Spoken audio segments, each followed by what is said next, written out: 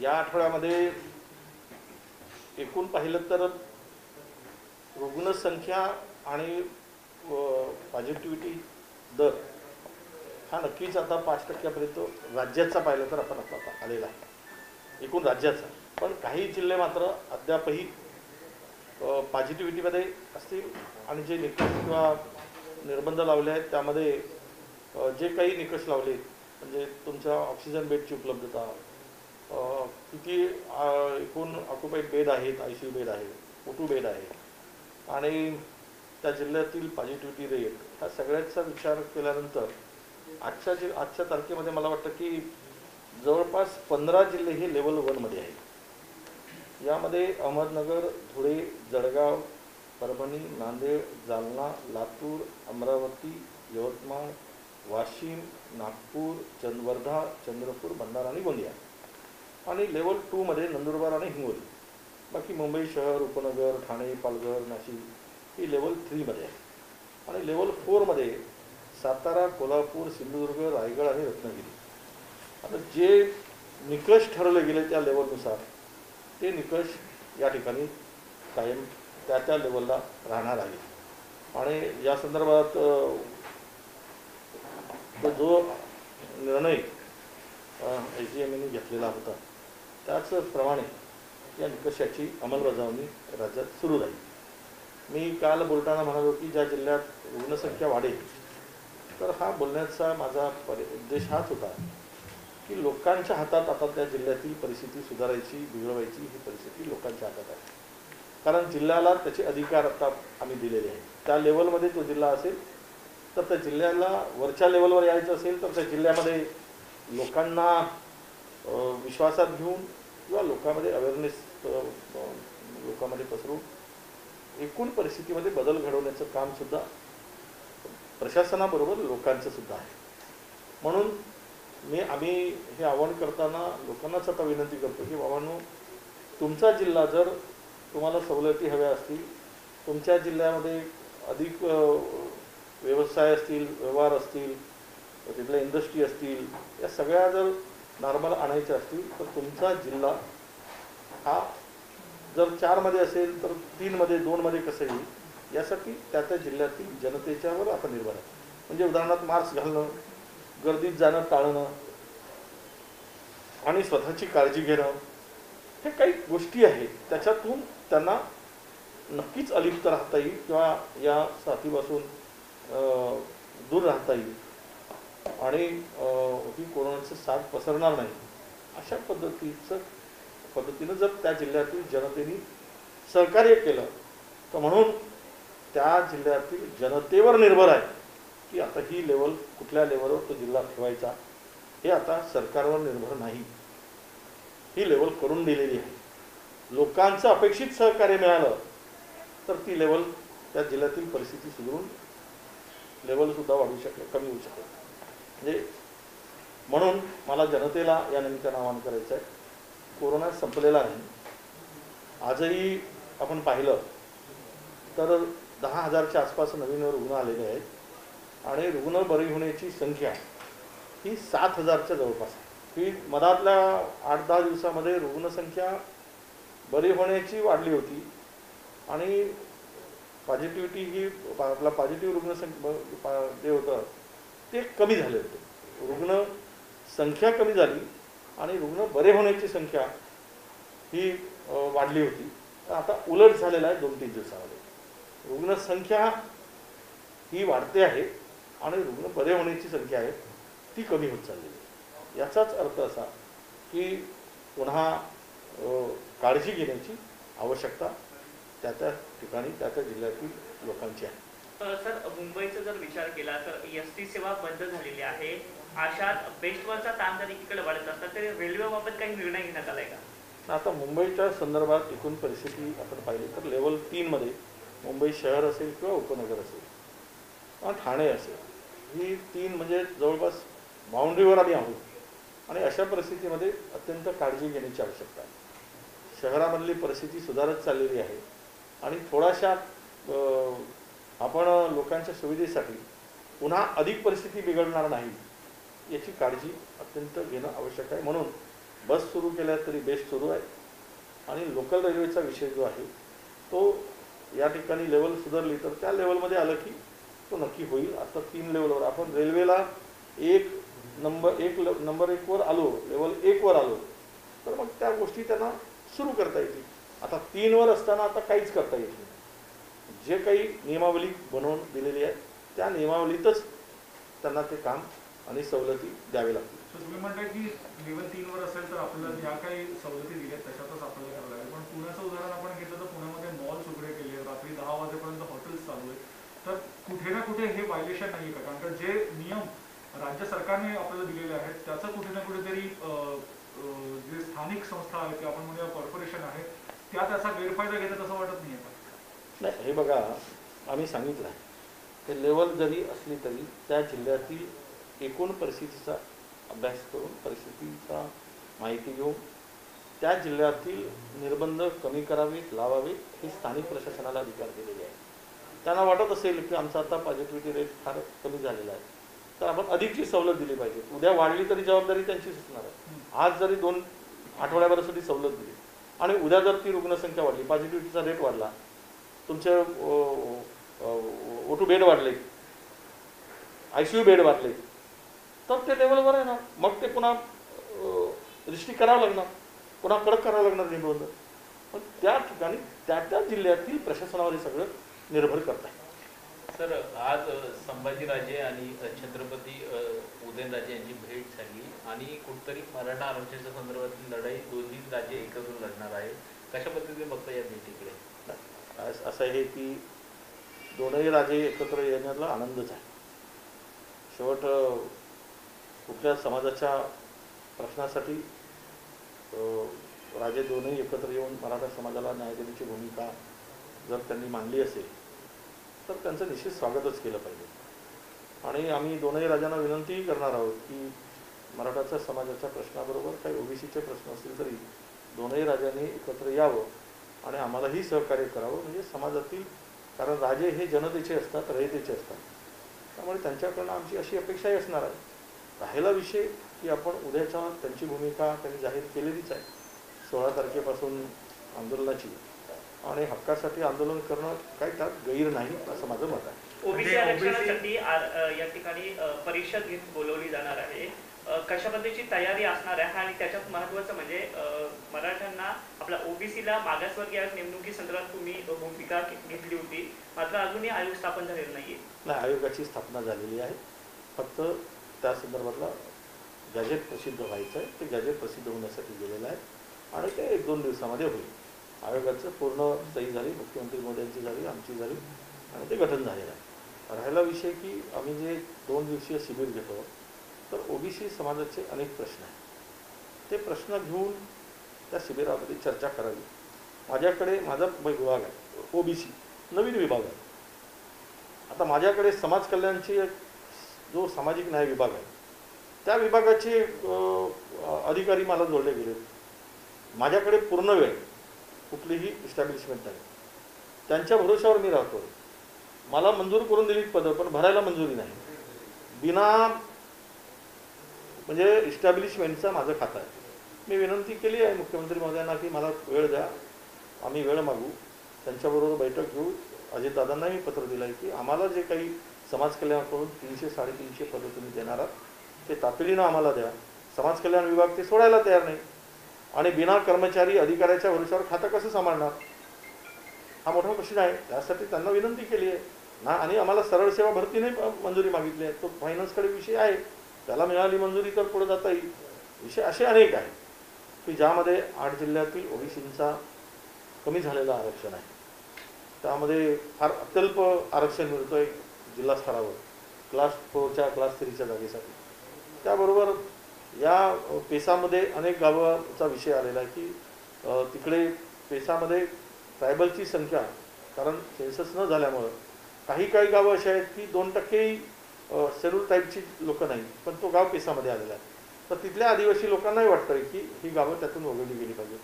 आदिवासी मंत्र्यांनाही वाटतंय, आदिवासी आमदारांनाही वाटतंय, परंतु ते होत नाही. असे प्रश्न आहेत की तिथे त्या लोकांना कुठेही OBCच्या पारंपरिक अनेक वर्षापासून राहणाऱ्या लोकांना तिथे न्याय मिळत नाही. त्याच्याबरोबर नवीन मुद्दे हॉस्टेल सुरू करायचे आहेत, त्याला निधीची आवश्यकता आहे. त्यांना मंजुरी आता बांधकामाला मंजुरी मिळाली, पण आम्हाला किरायाने हॉस्टेल सुरू करायचे आहेत 72, तो विषय फायनान्सकडे आहे. हे सगळे विषयावर चर्चा माझी झालेली आहे.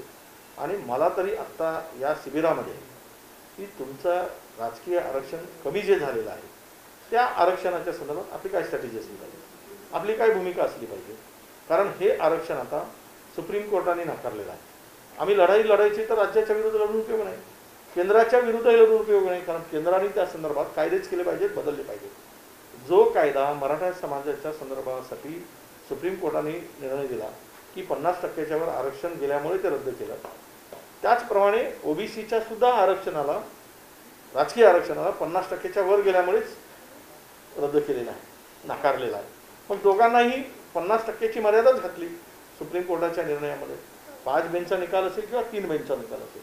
मग यामध्ये 50%च्या वर जर आरक्षण पाहिजे असेल, राजकीय असू देत किंवा मग शैक्षणिक असू देत, नोकरी विषयक असू देत, तर त्याला ही अमेंडमेंटची आवश्यकता आहे. आता अमेंडमेंट पार्लमेंटमध्ये कोण करू शकतो हे नव्यानं सांगण्याची गरज नाही. त्याशिवाय मला वाटतं की हा मार्ग सुटत नाही. राज्याच्या संदर्भात विरोधात कितीही मोर्चे काढले, ओबीसीनं काढू देत किंवा मराठा समाजानं काढू देत, हा निर्णयच आता सुप्रीम कोर्टाच्या निर्णयामुळं, तो निर्णय आता इथपर्यंत त्याचे अधिकारच, एखादा कायदा जर हायकोर्ट एखादा निर्णय घेतो आहे तर ते राज्याला बंधनकारक असतात. आणि सुप्रीम कोर्ट ज्यावेळेस निर्णय घेतो आहे त्याची कायद्यात अंमलबजावणी करणं किंवा ते लागू करणं हे सुप्रीम कोर्टाच्या निर्णयानुसार केंद्राला बंधनकारक असतात. त्यामुळे कोण कोणाच्या विरुद्ध मोर्चे काढण्यापेक्षा आम्ही म्हणून माझी भूमिका अशी राहिली ओबीसी नेता म्हणून की आपण राज्याच्या विरुद्ध मोर्चे काढून काहीच उपयोग होणार नाही. कारण निकाल लागला आहे तो देशभरासाठी लागू झालेला आहे. जर कुठलाही निर्णय सुप्रीम कोर्टाचा होतो तो काही एखाद्या राज्याला लागू होत नाही, तर तो नियम देशाला लागू होतो, देशातील सर्व राज्यांना लागू होतो. अशा परिस्थितीमध्ये आपली काय भूमिका असावी, तर ती भूमिका मला असं स्पष्टपणे वाटते की ओबीसीची स्वतंत्र जनगणना करणं आणि ओबीसीची संख्या एकदा कळू देणं, जातनिहाय करून, हाच त्यावरचा पर्याय. म्हणजे त्या संख्या कळली की त्या संख्येनुसार त्यांना देता येईल. कारण घटनेने, आमच्या संविधानाने एससी आणि एसटीसाठी लोकसंख्येनुसार आरक्षण निश्चित केलं आहे. या राज्यामध्ये कुठल्याही पॉलिटिकल सुद्धा म्हणजे स्थानिक स्वराज्य संस्थांमध्ये सुद्धा आरक्षण देत असताना त्यांची लोकसंख्या त्या जिल्ह्यात किती आहे त्यावर ते आरक्षण निश्चित होतं. आणि मग उरलेलं आरक्षण जे आहे 50%च्या आत ते ओबीसीला मिळतं.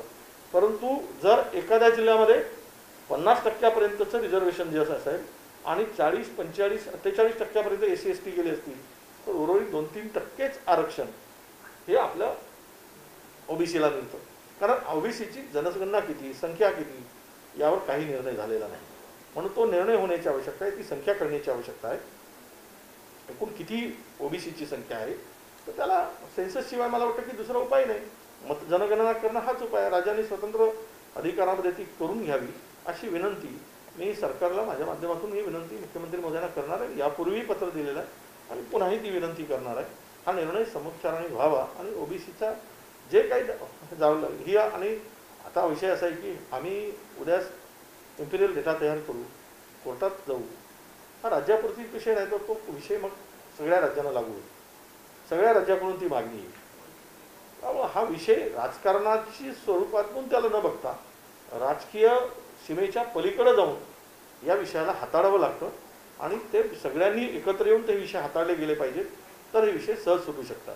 पण तुम्ही चौकटीमध्ये बसणार पक्षाच्या आणि प्रश्न हाताळतो म्हटलं तर केवढं राजकारण होईल, प्रश्न सुटणार नाही. मराठा आहे तिथेच राहील, ओबीसी आहे तिथेच राहील आणि ज्यांचे त्यांचे प्रश्न ते अदंतरी राहतील. म्हणून याला त्या नजरेतून न बघता सामाजिक नजरेतून बघावं अशी माझी सगळ्यांना विनंती आहे. ओबीसी असेल किंवा मराठा आरक्षण असेल, या दोन्ही विषयावर राष्ट्रवादी काँग्रेस आणि महाविकास आघाडीला टार्गेट केलं जातं, शिवसेना टार्गेट केलं जात आहे. या मुख्यमंत्र्यांना या समाजाला आरक्षणच द्यायचं नाही अशी त्यांची भूमिका आहे. नाही, असं आहे की त्यांची भूमिका ते मांडत असतात. मी सांगितलं की कोणत्या चष्म्यातून आपण बघतो त्या पद्धतीनं ते दिसतं. जर मी हिरवा घातला तर मला चुकलेलं तणही हिरवं दिसेल हिरवा चष्मा घातल्यानंतर, म्हणून मी लाल चष्मा घातला की ते लाल दिसेल. तर ज्याने ज्या रंगाचा चष्मा घातला त्या विचाराने तो बोलतो. मला त्यावर राजकीय भाष्य करायचं नाही. म्हणून माझी भूमिका आणि मुख्यमंत्र्यांची भूमिका मी अनेकदा चर्चा केल्यानंतर प्रत्येक समाजाला न्याय देण्याची भूमिका सातत्यानं अगदी सकारात्मक माननीय मुख्यमंत्री उद्धव ठाकरेंची राहिली आहे. त्यामुळे यांच्या हे आरोप कितीही केले तरी त्यांच्या भूमिका कधी बदलू शकत नाही. कारण हे दिसते आहे, स्पष्ट दिसते आहे की त्यांची तळमळ जी आहे किंवा त्यांचं सातत्यानं या समाजाप्रती त्यांच्या भावना आहे, तर नेहमी आम्ही चर्चेतून आम्हाला दिसतात. अनिल जी, मैं जानना चाहेंगे लेवल को लेकर, खास करके 14 तारीख यानी आज के बाद से कल से कई सारी जगहों पर लॉकडाउन खुलेगा, शिथिल किया जाएगा नियम, क्या है इस तरीके से सरकार ने फैसला किया? नहीं, देखिए सरकार का फैसला पहले ही हो चुका है. सरकार ने एग्रीमेंट के ने जो निर्णय लिया था उसके लेवल गिराए थे और उस लेवल के हिसाब से उस जिले में सहूलियत देने का काम यह इसके पहले ही जारी किया था. अब कुछ जिलों में कुछ इम्प्रूवमेंट हुआ है, पॉजिटिविटी रेट कम हुआ है और ऑक्सीजन बेड भी कम हुए हैं. तो ये सब देखते हुए वो लेवल फिक्स की गई है. जैसे भी लेवल बदलती है तो वो नियम उस जिले को लागू होता है. तो आज के तारीख में मेरे ख्याल से तो एक हमारे 15 जिले ऐसे लेवल 1 में और करीबन 13 जिले लेवल 2 जिले लेवल 2 पे है. इन जिलों के लिए तो काफ़ी सहूलियत ऑलरेडी है. नए तरीके से कुछ घोषणा करने की आवश्यकता नहीं है. वो जो नियमावली बनाई है, जो नियम बनाया है, उस नियम के हिसाब से उनको वो इम्प्लीमेंट करना है. रहा सवाल 3 और 4 लेवल का, तो इन्होंने प्रयास करेंगे वो डिस्ट्रिक्ट में, जनता का साथ मिलेगा. जनता अगर ये अपना लेवल कम होना चाहिए ऐसा लगेगा तो वो जिले की जनता ने उचित सहकार्य करना चाहिए, प्रशासन को भी और खुद के लिए भी. वहाँ की व्यवस्था पूर्वक ठीक से हो, वहाँ पे सब सहूलियत मिलना चाहिए. तो वो जिले की जनता ने सहकार्य करके अपना अच्छा निर्णय लिया तो वो लेवल भी सुधारेगी और उस जिले में भी निर्बंध कम हो सकते हैं.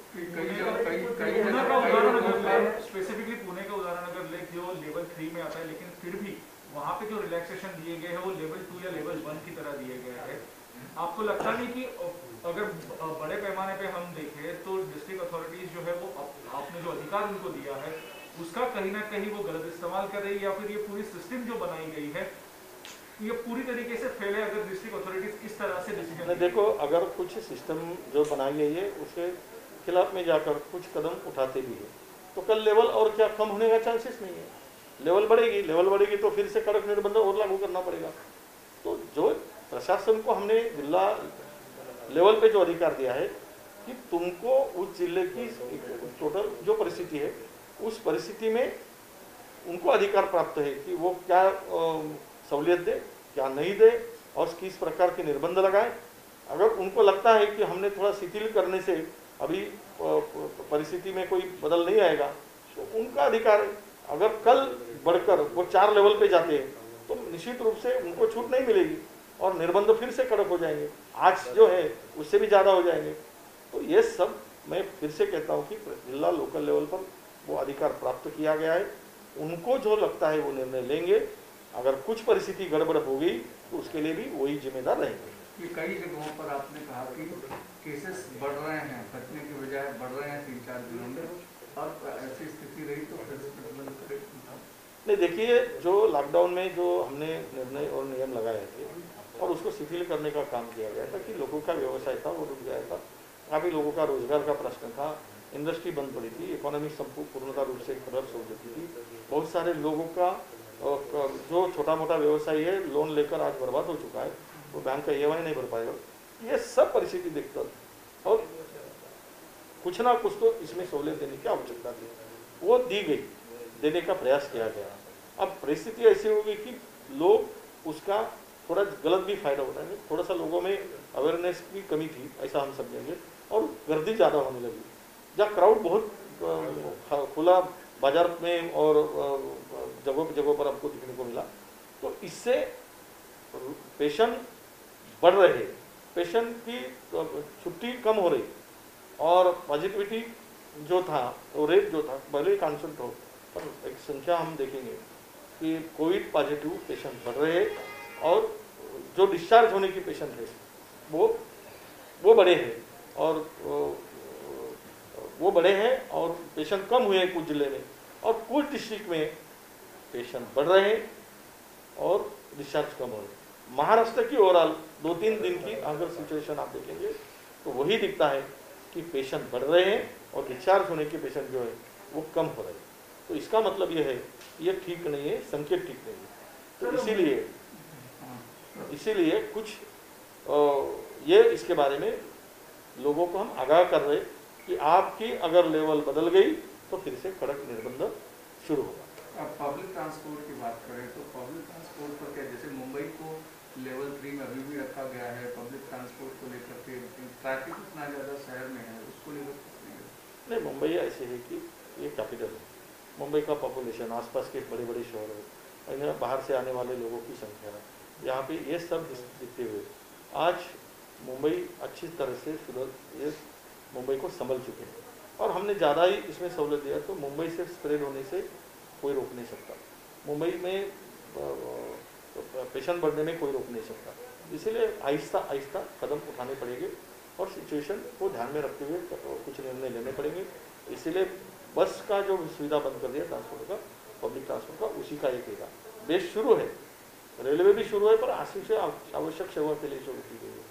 अब जैसे ही इसमें कुछ इम्प्रूवमेंट होता है तो वो लेवल जैसे ही कम होगी तो वो काम शुरू हो जाएगा। सबसे पहले इम्पोर्टेंस क्या है कि लोगों की जान बचाना, लोगों को इससे ये स्प्रेड होने से रोकना, ये प्राथमिकता है। तो उसके लिए जो उपाय योजना की गई है वो मुझे लगता है कि पर्याप्त रूप से निर्णय ठीक ढंग से लिया गया।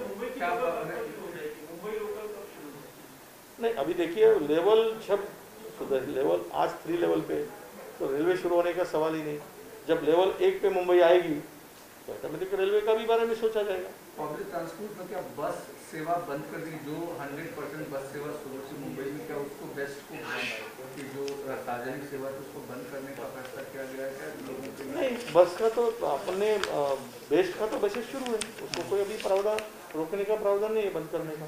धारावी से खबर आई कि एक बार धारावी में एक दिन में 0% ये जो नंबर दर्ज किया गया, कितनी बड़ी सहूलियत है, कितनी बड़ी राहत देखते हैं आप मुंबई शहर के जो प्रशासन को रोकने? नहीं, देखिए धारावी मुंबई का हिस्सा है, मुंबई शहर के अंदर जाएगा, धारावी कोई अलग डिस्ट्रिक्ट नहीं है, तो जो मुंबई के लिए नियम है वो धारावी के लिए भी अभी शुरू रहेगी। स्टेट ट्रांसपोर्ट की वजह को लेकर के राज्य सरकार ने किस तरीके का नहीं, स्टेट ट्रांसपोर्ट की बसेस को लेकर जहाँ पे जिस लेवल पे तो वो तो चालू है, जैसे चंद्रपुर एक लेवल पे तो वहाँ बसेस शुरू है, गढ़चिरौली तो वहाँ पे 2 लेवल पे तो शुरू है। ये सवाल है कि 3 और 4 के लिए थोड़ा रिस्ट्रिक्शन बढ़ाया गया। जिला बंदी? नहीं, जिला बंदी 2 और 1 में जिला बंदी का कोई नहीं है। सर, धारावी में आज 0 केसेस आए हैं पॉजिटिव, किस तरह देखते हैं? नहीं, यही है कि धारावी जैसे एकदम जहाँ का एकदम ठीक ऐसे पॉपुलेशन है, जहाँ पे सबसे बड़ी है आशिया की सबसे बड़ी झोपड़पट्टी हम लोग उसको कहते हैं, और वहाँ का सब कुछ देखने के बाद में अगर धारावी में 0 पेशेंट आते हैं तो यही है संकेत कि मुंबई पूरी तरह से अपने ठीक होने पे कगार पर है और अच्छे कदम प्रशासन और जनता के सहकार्य से ये हो रहा है। और इसका श्रेय महानगर पालिका को या महानगर पालिका ने जो काम किया है या धारावी के पब्लिक को, उनको दोनों को भी देना पड़ेगा। उन्होंने जो प्रशासन को सहकार्य किया, खुद को जो हमने कहा था कि माझा कुटुंब माझी जवाबदारी, तो उन्होंने ये समझा कि ये फैमिली ये मेरी जिम्मेदारी है और इनका रक्षण करना, इनको सेफ रखना मेरी जिम्मेदारी है। ये धारावी के लोगों ने सबसे पहले समझा, इसीलिए धारावी मुक्त हुई। मराठीमध्ये धारावी संदर्भात, धारावीमध्ये आज गेल्या 24 तासामध्ये एकही रुग्ण आढळलेला नाही। धारावीच्या जनतेचं अभिनंदन केलं पाहिजे। धारावीतली दाट लोकसंख्या, धारावी सारख्या ठिकाणी 0 येणं म्हणजे धारावीच्या लोकांमध्ये फार मोठी, धारावीच्या लोकांमध्ये अवेअरनेसच्या संदर्भात फार पुढे आहे असं म्हणायला हरकत नाही। कारण आम्ही आमच्या माननीय मुख्यमंत्र्यांनी नारा दिला होता, माझा कुटुंब माझी जबाबदारी, त्याचं तंतोतंत पालन धारावीच्या लोकांनी केलेलं आहे की माझं कुटुंब आहे ही माझी जबाबदारी आहे, माझ्या कुटुंबाला सुरक्षित करणं आणि मी सुरक्षित ठेवणं, मी स्वतःही सुरक्षित राहणं आणि माझ्या धारावीलाही सुरक्षित ठेवणं, हे धारावीकरांचं यश आहे आणि धारावीकरांच्या एकूण सुज्ञपणाचे त्यांचं लक्षण आहे, म्हणून त्यांचं अभिनंदनच केलं पाहिजे।